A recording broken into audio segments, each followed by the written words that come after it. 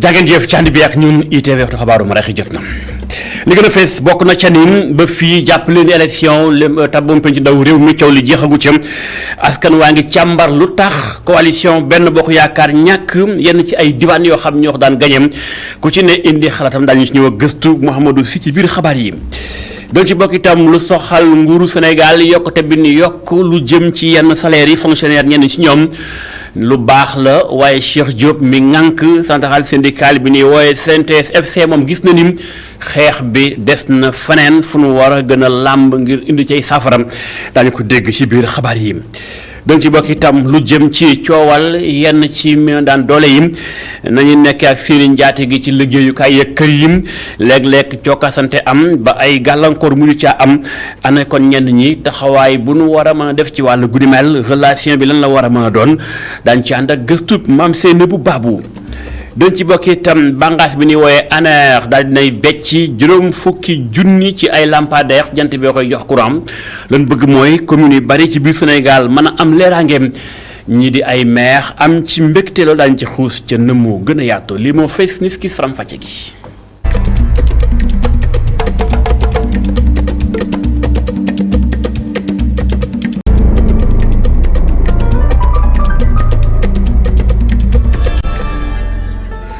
ñu gërëm leen ci ànd bi ak ñun ITV faram fàcce xabaaru marax yi dañ koy tàmbale ci lu jëm ci mbirum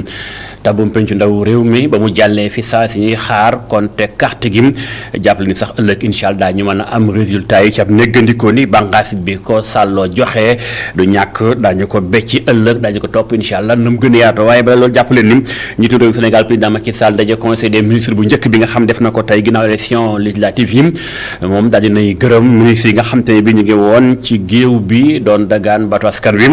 ñi ca amuk ndam ci seen i gox gërëm na leen daal leen di ñaax itam waaye ñi ñàkkit daañu leen di delloo njukkal daal leen di rek masaw itam xeex bi dana gën a teeng waaye jàpp leen lu coow li mën a bari gouvernement bu yees bi war a mën a am ginnaaw rek sampum pincu ndaw réew mi lay doon bu député yi jëlee li nga xam si moo di kon fonction dañ toppaat wàll googu yëpp incha allah ca na mu gën a yaatu ba tey mbirum élection locale am na benn alkaati boo xamante ni bi dafa daal di becci lu mel ni ak parloom jëm ci benn acteur politique ci biir Sénégal gi moo ne dafa doon loo xamante ni bi yoon nanguwu ko bu sukkandikoo ci kenn kook nekkoon na alkaati ba retraité kooke moo di Mamadou Aj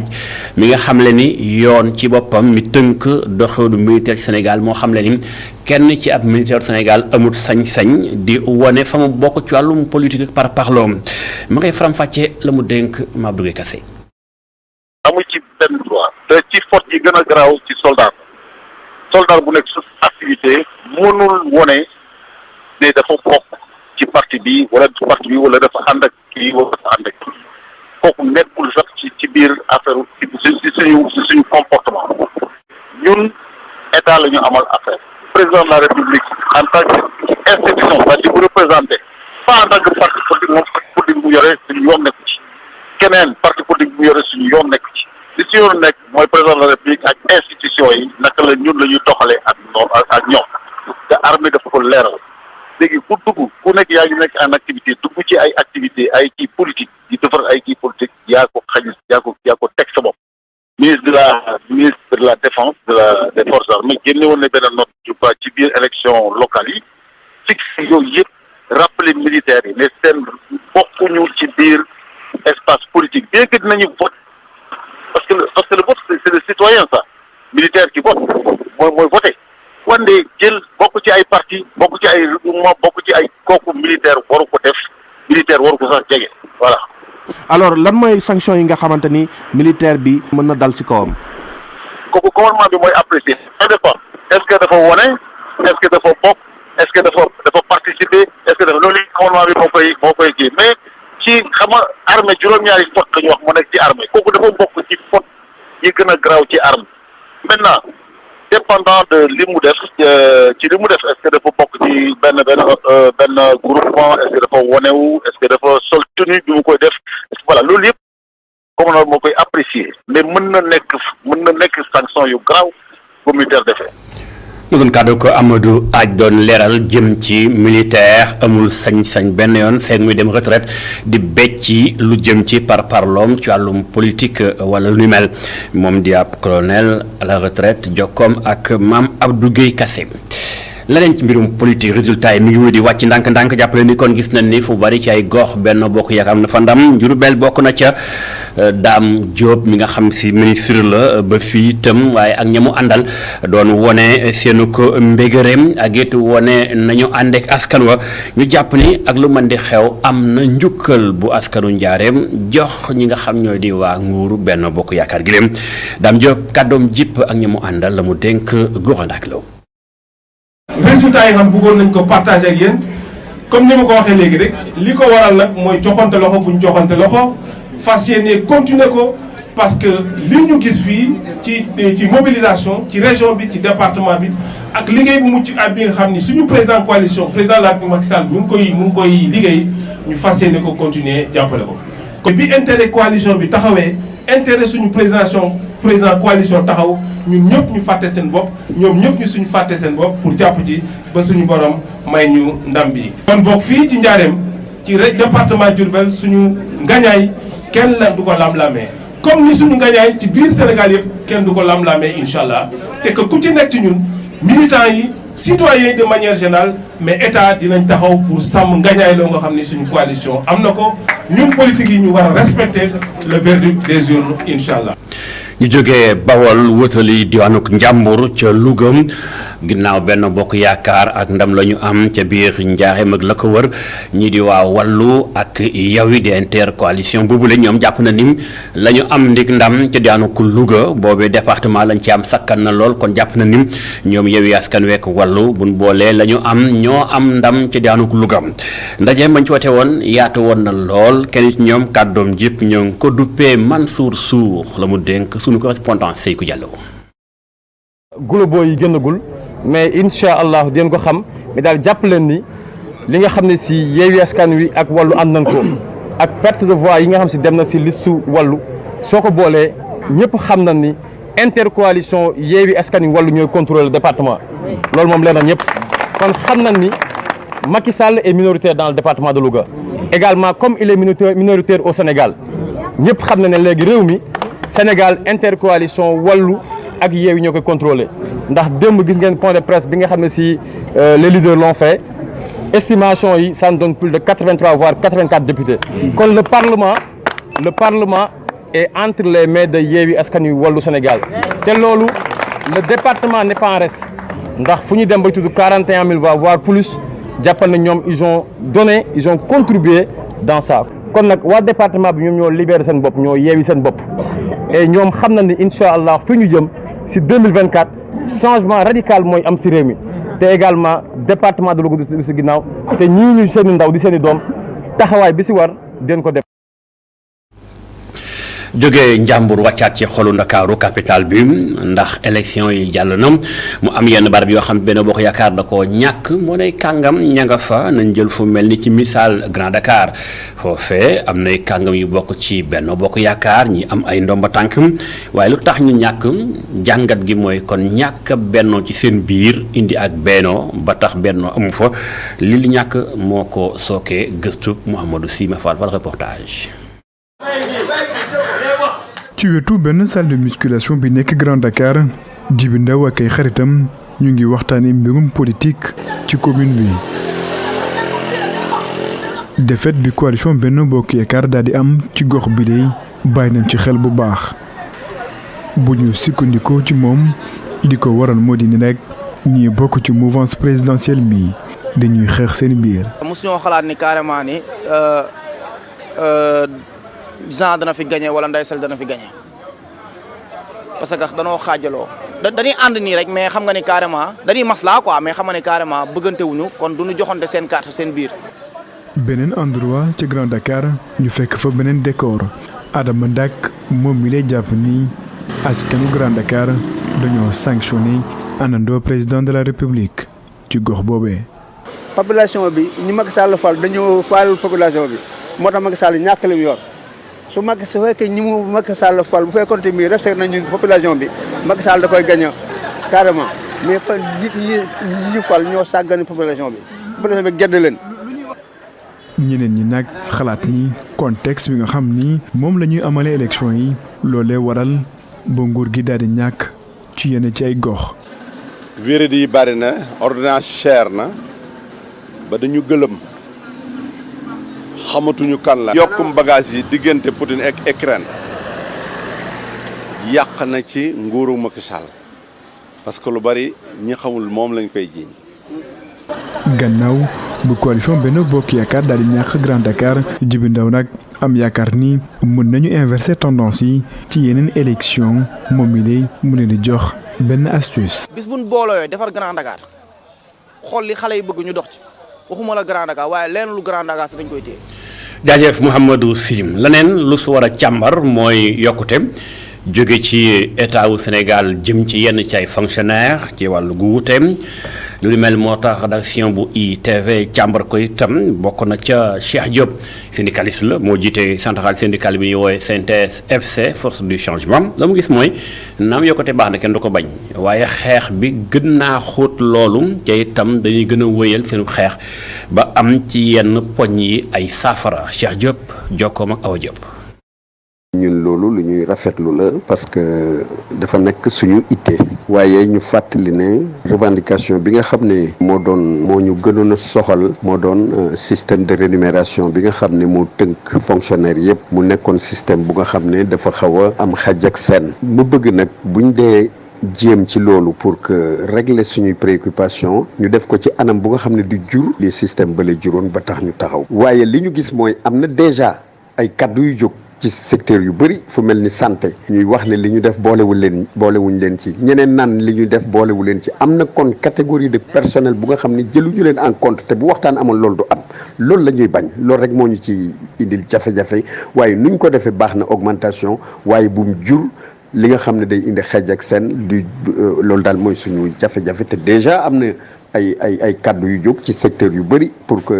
wax ne ñoom gisuñu seen bopp ci augmentation. ñi tamit gis ñu seen bopp ci yokkute bi usine Sococim bi law ci Rufisque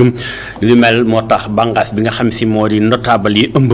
gox bu ni mel seen kàddu jib na nee ñu fi mu toll dafa am juróom-benneel bi machine di ab four boo xam te ne bii mooy wal xeer yi la ci aju di ko def ciment lu ni mel moo ni ñu ne nag dëgg-dëgg alam gi dañ ko war a bàyyee xel dañ ko bàyyi xel noonu muy impact environnemental bi lii moo tax notable yi jóg ni taxaw ni faaw ñu càmbaxaat wàllu gu ni mel ñu xuus ànd ci ak gëstu Babacar Seck. conseil notable lébu bu Grand Cap-Vert xel mu ñàkk dal la am ci njeexital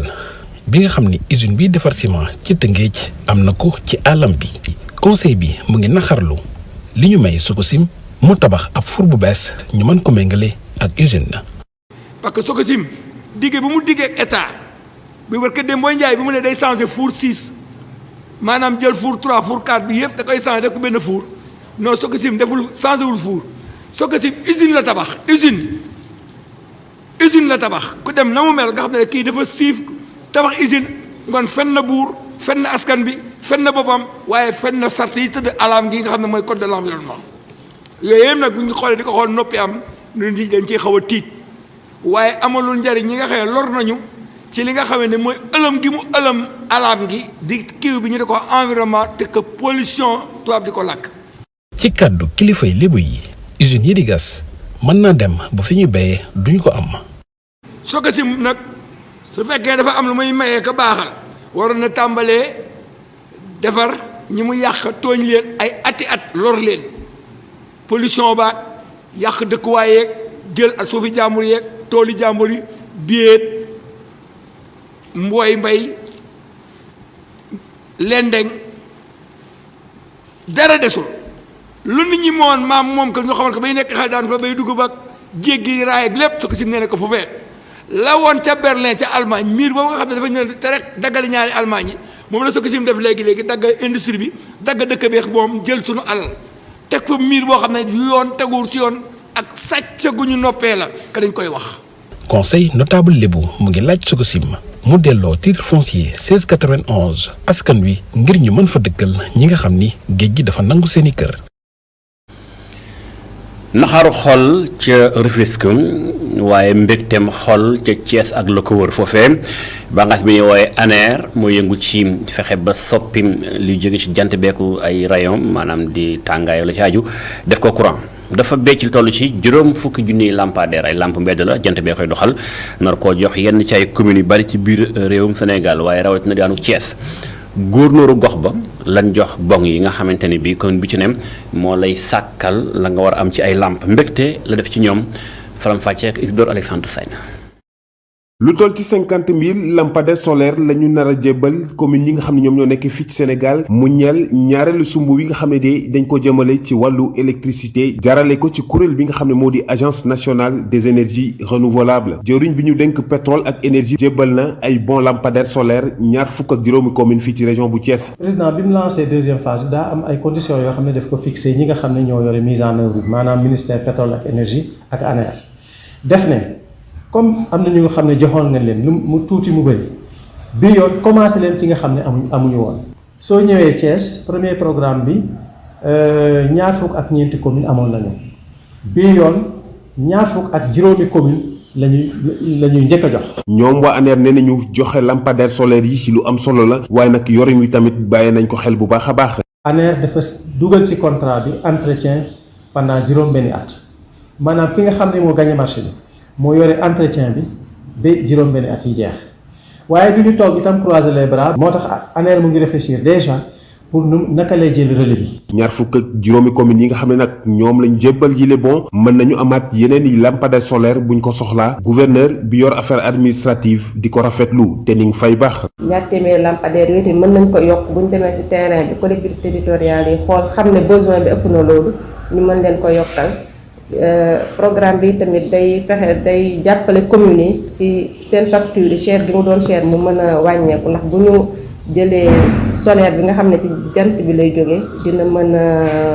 wàññi bu baax seeni facture njëg gi. lii bokk na ci liggéey bi nga xam ne nguuru Sénégal mu ngi ko jëmale ci li nga xam ne de moo di wàllu électricité muy ci kaw ga muy fi nga xam ne moo di dëkku taax yi mu ñeel politique bi nga xam ne de dañoo bëgg fii ak atum 2025 bépp doomu Sénégal mën a jotee ci li nga xam ne moo di électricité bi. bu fekkente ni ANER jóg na ngir leeral dëkkaanu Sénégal yi yenn saa it Sénégal bëccëg ndara kàmm ñu taal ay lampe torche di wër dëgg gi war a dox diggante lenn ci ay jàng di mën a daan doole yi ak seen njaat gi liggéeyukaay la ca mujj mooy directeur de kudd ba woon doon ko tuumaal yegg ci kaw njekk tànk boo xamante ne doon liggéey ci këram am fukki at ak juróom-benn loolu mel tax na rédaction bu ITV càmbar koy tam xool ban diggante moo war a am maanaam jokk jolante bi relation yi nan la war a mën a demee diggante jàng ji ak seen liggéeyukaay njaati gi li rawatina bu dee góor loolu lépp ku ci ne na nga gisee ñi jàpp ne nuyoo dong da caa doy sëkk reportage maam seen bu baabu. fu soriwul rond-point Liberté 6 ab bërëb bu mag boo xamante ne saa su ne ay xale yu jigéen fii la ñuy dajaloo ku nekk ak fi nga jóge ñoom ñëpp lenn la ñuy xaar muy xëy ñu bëri ci ñoom ñoo ngi xamle ne yëguñu waxu sàkku bi nga xamante ne def nañ ko ci seen benn naataangoo kenn ci ñoom di confié wu. parfois dañ lay proposer ay affaire pour ngay jéem a seq ak ñoom ay tëdd ak yooyu noonu te jànk yi déjà ñoom considéré wuñ jànk comme nit ci biir kër gi parce que duñ la considéré comme ni ñu def seen doom yi te en fait dañu foog ne ñun dañu nekk ay jaam wala dañu nekk ay taxawaalukat non dafa fekk ni moyen yi bokkuñu dañu ñëw fii nii pour liggéey daan suñu doole jàppale suñu yaay. ndaw fii am ci lu tolloog fukk ak juróom-ñetti at jóge ci Bambey moom moo ngi xamle ne patron bi mu mujjee am saa su ne da ko doon wax mu koy defal attaaya te jabaram danaan teew. waa ñoom après dañ lay yoon di ay defarmal yu lalal may lu kenn xamul bàyyi fa fi jabaram. waa dèjà ñoom dañ lay wax kay attaayal ma nga toog ma mu bàyyi jabaram bi fee mu toog fee. waa yenn saa yi patron yu góor ñoom dañ koy def. borom kër bii lee moo ngi xamle ne bëriwul wax ak mindaanam buñ sukkandikoo ci moom jigéen ñi ñoo leen wax di toppatoo. moi je pense que man sama jabar la am droit wax ko amul droit wax bon bi sa dara sax parce que bon de daan dooleem da ngay jàpp sa doom nan nga war a jàppi bon yi si kër gi nga yemale leen moi je pense loolu laa ko gis non sa jabar nga war dem directement waaw bon parce que bon am na yoo xam ne jaru ko quoi sa jabar moom nga am droit ci ko noonu. diggante jànke yi ak chef de famille mu nekk ay diggante yoo xamante ne xaritoo amu ci bu ñu sukkandikoo ci ñi ñu waxtaanal mbindaan yii lee ñoo ngi xamle ne tamit parfois dañ leen di dund loolu métti ci seen bërëbu liggéeykaay. jaajëf maam seen bu baabu xabaar yi wéy ñu xooli vacances yi jamono ji xam ngeen ñu ngi nekk ci ak bër xale yu bari ànd ak mbégére topp tefes yi ak plage yi di ca def loo xam kon dañuy féexlu moo tax it wàllum koom ma nga yëngatu business bi mu ngi tàmbalee dox li ko tàmbalee ci lakkum jën njaayam fourneau yeeg grillage yi la ca aju ba ca sax la ñuy sol yu gàtt yooyu yëpp fi mu toll ni ma ngay jar di maillot de bain yi li mel moo tax soxna Khadija Ndat Diouf def na ab doxantu reportage. géej gi fees dell ki nit ci ñooñu ay xale nekk fa di fo ci bile plage nag boo duggee mbalit yi fees fa dell waaye teewut benn yoon ñii di jaaykat yi lal seeni taabal la ñuy jaay nag bokk na ci maillot de bain mbuusu ndox ay jus ak itam ay jën ak ay crevettes yu ñu lakk ñu ngi fii ci Malibu plage fii nag njaay bi ci wetu géej gi rawatina ci jamonoy vacances yi dox na fi lool kii di Ndeye Marie ab jaaykat la xamal nañu ni mu ngi gis boppam bu baax ci njaayam bi. dëgg neex yàlla boo gisee nit ñi di fi daw si peut-être am na mbooloo macha allah loo jaay day jar macha allah par rapport boo tegee si mbedd mi peut-être xëy na ni nga mën a am si plage bi mënoo ko am si mbedd mi wax dëgg nag neex yàlla franchement parler fii moom lu mu bon di nga si gis sa bopp. nit ñi fu nekk la ñuy jóge ay Malika ay Géejawaay ay Kër Massar fépp la ñuy jóge parce que ñoom Malibu lañ tàmm franchement parler fii moom macha allah daal waaw ak école yi tëji en plus ak vacances yi tamit sant yàlla rek waaw business bi moom macha allah maa fi man business bi moom ñu ngi siy gis suñu bopp 100% moom macha allah bu jeexee nag ku nekk delluwaat sa activité rek waaw. ci biir nit ñu bari ñii nag kii di Ami Collé bokk na ci jaaykat yi moom mi la nag dafa bàyyi liggéeyam bam doon def ngir mën a jël ñetti weer yi nga xam ne vacances yi moom la nar a duré nar koo jaayee ci plage bi.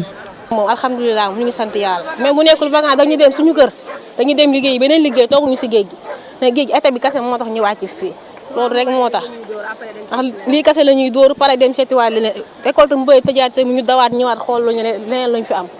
baay bi ñu bàyyi seen liggéey ñëw ci plage bi di jaay nag mu mel ni jar na ko lool ndax bu ñu sukkandikoo ci kàddu Prama mi ci seen njaay mi ci plage bi mën nañ fee am lu toll ci ñeent fukki junni weer wu nekk. lii moo gën a gaaw lii moom bu ñu ko doon am année bi yëpp moom kenn du wax magasin ba kon dañ koy tëj parce que lii moom moo ñu gënal téeméeri junni yoon magasin ba bu baax sax parce que xëy na période bii la rek mais période bii nga xamante ne danoon nañ fi def podium ñoom Sidi Diop ñoom di ñëw ak yooyu période boobu sachet ndox yi sax mën naa la ne xëy na 350 400 la doon jar boobu moom da nga siy génn parce que nit yi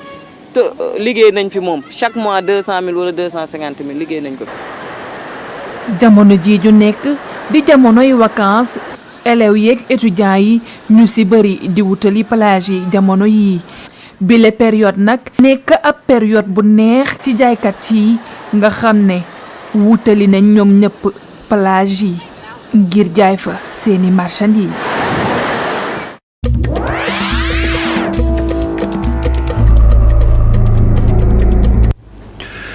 ñu tàmbalee xabaar bi ci réew soxal réew Mali foofee jàppale ni fi mu toll nii ñii di ñoom Assimi Goïta ak ñi mu àndal ca bopp nguur ga seen xol jeex na am na xaru xol ndax dafa am xibaar yu tàmbalee jib daal di wax ni am na ay cong yoo xamante ni bii armée bu Mali daf koy song ay xeet yoo xam ne ña nga fa ci réew Mali lu ni mel nag moo tax nguur gi naqalu ko lool ni lu ni mel amul benn yoon amul wenn waaso ak bu mu mën di doon wunu song ca Mali googuleem di ko bu ndoxatal mbaa dara xanaa kay dafa am ñañ ñoo jóg taxaw bëgg a yàq ak naxal xelu nit ñi tax ñuy jéem a dugal loolu ci xel yi ci diggante ay waaso ci mbir Mali waaye nee na nekk na loo xam dara amu ca ñu ngi koy weddi ci itam di ko ñaawlu association yi sax yi ëmb waaso yi nekk ca Mali googee taxaw nañ temm ngir def kem kàttan daal ba yooyu xibaar kenn bañ koo gëm ba muy indeek payantoo wala boddu konte ci biiru xeet ngir gën a war a mën a sàmm seenu daal ca biir Mali googu leen beneen réew ña nga jëm ca Congo Congo jàppale ni ba fii fi ñu toll nii bari na lool ay nit yuy manifester génn ca mbedd ma la ñuy ñaawlu mooy la xew ca Nord Kivu ak la xew ca Goma di ay rebelle yu fay fipp bu baax léegi ay at mi ngi nim ay bakkan yu bari faatu ca ñoom nag askan ñoom ñoo jàpp ni noonee fa soldaar sa nekkeem moo xam soldaaru mbootaayu xeet gi nan fay doxee daal daanaka amul ci ñoom benn njariñ ay at ña nga fa di fa gëweelu waaye amut lenn lu mu jur ci saafara lii moo tax ñeen doon manifester ak ñoom seen waaye daal jàpp leen ni porte parole moom nee na ak lu mën di xew daañu xoolaat ni daal doxalin ba lu mënta ñàkk lay doon ngir ñu mën a soppi doxalin ba war a mën a gën a dab bànneex askan waaye itam gën faa samp wàllum karange.